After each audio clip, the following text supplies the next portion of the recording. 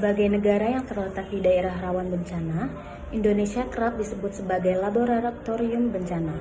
Istilah ini muncul karena kondisi geografis, geologis, serta demografis Indonesia yang relatif mendorong lahirnya berbagai jenis bencana, baik bencana alam, bencana non-alam, maupun bencana sosial.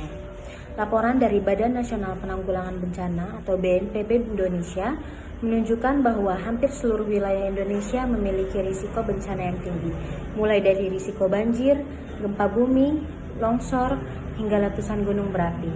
Lebih lanjut, laporan yang sama juga menunjukkan bahwa seluruh ibu kota provinsi di Indonesia memiliki risiko bencana gempa bumi. Pelayanan kesehatan reproduksi pada masa darurat, khususnya bagi perempuan dan anak, menjadi penting karena lebih dari 50% pengungsi korban bencana adalah perempuan dan anak. Data dari The United Nations Population Fund atau UNFPA menunjukkan bahwa dari total populasi perempuan di tempat pengungsian, 25% diantaranya berada di usia produktif. Lebih lanjut, data dari UNFPA juga menunjukkan bahwa dari total populasi perempuan yang berada di usia produktif tersebut, 2% diantaranya mengalami kekerasan seksual. Selain kasus kekerasan seksual, masalah-masalah terkait kehamilan juga turut menghantui korban bencana di lokasi pengungsian. Data dari sumber yang sama menunjukkan bahwa 20% kehamilan yang terjadi di saat krisis akan berakhir dengan keguguran atau aborsi yang tidak aman. Hal inilah yang berusaha dicegah oleh PKBI atau BNPB melalui program PPAM untuk kesehatan reproduksi. Perempuan sebagai pusat. Yang pertama, keluarga dan masyarakat terpisah. Yang kedua, mekanisme perlindungan dan pelayanan kesehatan, pendidikan, dan keamanan terganggu atau tidak berfungsi.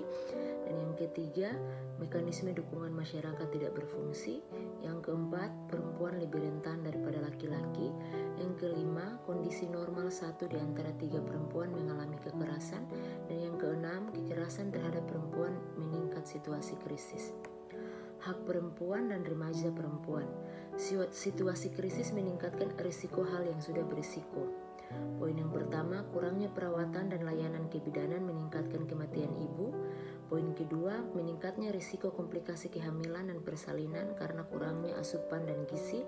Poin ketiga, gangguan pelayanan kesehatan dan perpindahan penduduk menunjukkan bahwa persalinan dapat terjadi di mana saja. Poin keempat, meningkatkan perilaku berisiko dapat meningkatkan risiko penularan penyakit menular seksual dan HIV. Poin kelima, keterbatasan metode keluarga berencana meningkatkan risiko kehamilan yang tidak direncanakan atau diinginkan. Poin keenam, kurangnya informasi dasar tentang kesehatan seksual dan reproduksi. Dan yang terakhir, meningkatnya kekerasan berbasis gender termasuk kekerasan dalam keluarga. Peran bidan dalam penanganan kesehatan reproduksi saat bencana dalam pencegahan penularan penyakit menular seksual dan HIV. Yang pertama ada pemberian informasi tentang ketersediaan layanan. Yang kedua ada menerapkan kewaspadaan standar. Yang ketiga ada pemberian profilaksis pasca pajanan. Dan yang terakhir ada memastikan ketersediaan kondom.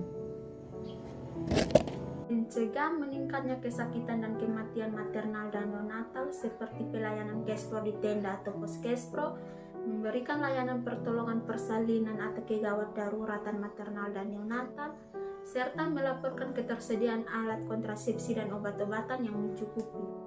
Yang keenam, mencegah kehamilan yang tidak diinginkan dengan pelayanan KB, seperti pemberian layanan KB di dalam tenda, memfasilitasi pelibatan masyarakat, serta melaporkan ketersediaan alat kontrasepsi.